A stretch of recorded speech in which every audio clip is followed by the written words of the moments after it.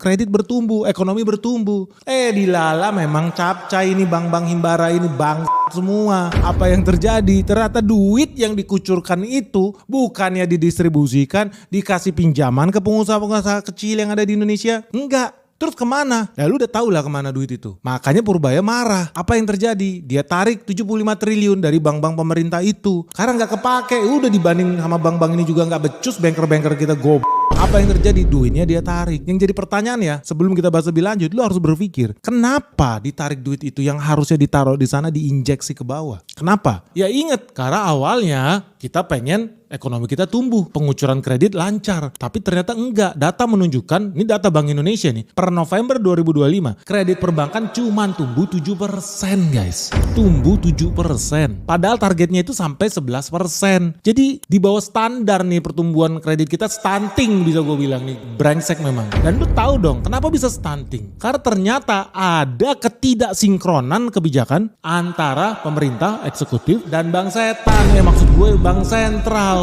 Kenapa bisa? Simpel aja. Lu tahu Prabowo nih, kenapa gue bilang Prabowo dikerjain habis-habisan? Prabowo itu pengen ekonomi tumbuh 8%. That's a good thing, bagus, mulia, harus kita dukung. Tapi pertanyaan adalah, apakah Bank Indonesia punya visi misi yang sama? Apakah Bank Indonesia bekerja untuk negara kesatuan Republik Indonesia? Apakah Bank Indonesia kesetiaannya pada Republik ini? Lu bisa cek kewarasan. Kenapa ada ketidaksinkronan nih kebijakan? Simple, yang pertama, pemerintah kan punya fokusnya mendorong pertumbuhan ekonomi. Artinya ketika pemerintah menempatkan dana di perbankan, harapannya inilah stimulus fiskal, belanja negara banyak, konsumsi jadi tumbuh, kredit ngebut, ekonomi gerak cepat. Bagus nggak? Ya bagus banget guys. Tapi masalahnya ketika bos-bos nih, dewa-dewa Tuhan, manusia setengah dewa nih, itu punya otak yang agak miring sebelah. Kenapa? Udah tahu pemerintah mau gaspol, belok kanan. Tapi ternyata lu tahu Bank Indonesia fokusnya apa? Katanya jaga stabilitas, tapi gue juga tahu stabilitas mana yang dia jaga. Ya mungkin inflasi, mungkin nilai tukar rupiah, tapi kayaknya nggak bagus juga tuh kerjanya tuh.